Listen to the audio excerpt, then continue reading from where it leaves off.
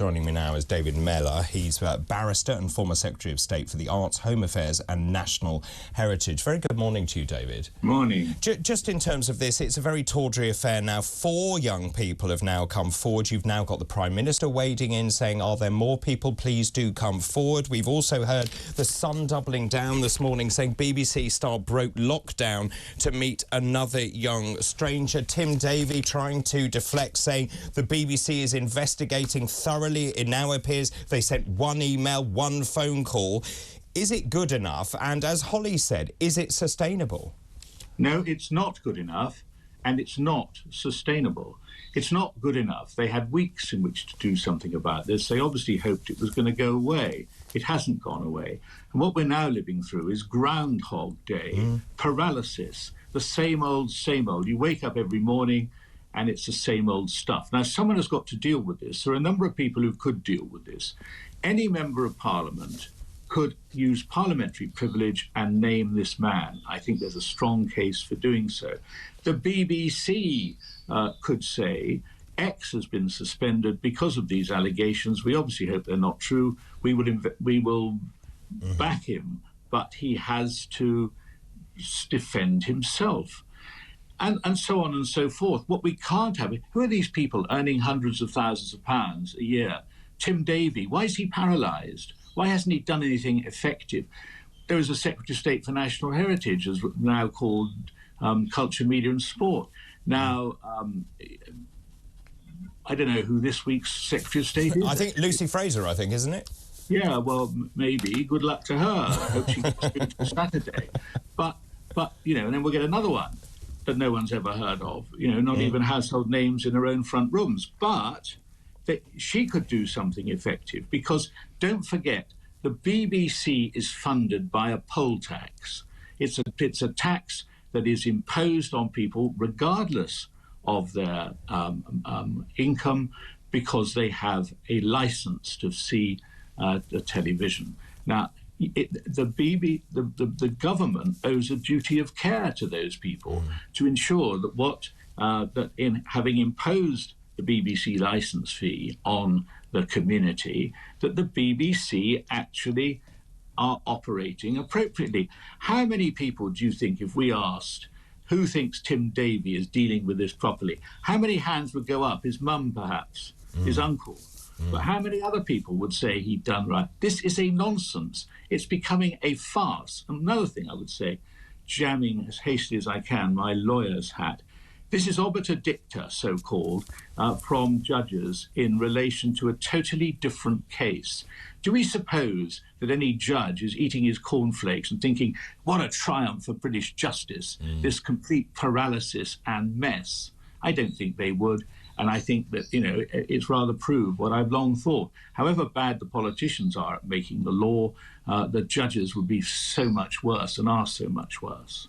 Just in terms of that, I mean, Lucy Fraser met with Tim Davie and with the BBC board, as far as I understand, and was basically assured that investigations were taking place. I mean, Tim Davie's response, I agree, I don't think any hands would go up. I thought it was woeful, actually. The fact is, you've got a public service organisation, as you rightly say, paid for by us. At the very heart of the BBC is trust. The minute you lose trust, you've lost everything.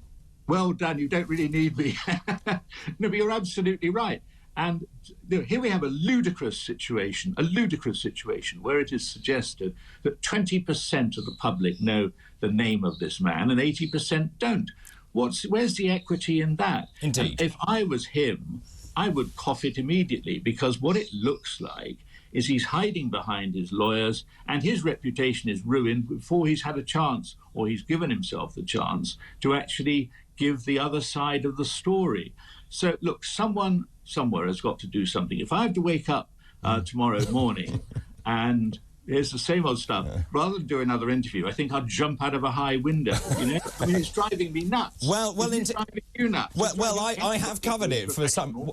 Well, I've covered it for 5 days, and every day the story is the same. It's the same headline. And as you rightly say, we're now at a ridiculous point where online, on social media, this name is being widely bandied around. People are tweeting, messaging about it. Meanwhile, we've got this sort of apoplectic BBC looking like a rabbit in headlights, still not knowing what to do. We pay for them. We pay a lot of money for them. And I think ultimately the problem here is that people will say, enough is enough. I am not paying for the BBC anymore. They simply do not know how to run this. Just in terms of the point, and it's a brilliant point, about parliamentary privilege. It has been done before. Do you think it would be used? Yeah, it could be used, and I'm amazed. 630 of them, at least half, desperate for some publicity, desperate, to be, most of them are not even household names in their own front rooms, One of them should stand up and should say the name. And, Andy Warhol, I think it was, who promised 15 minutes of fame to everybody. Well, this would be this individual's 15 minutes of fame. But we can't go on like this.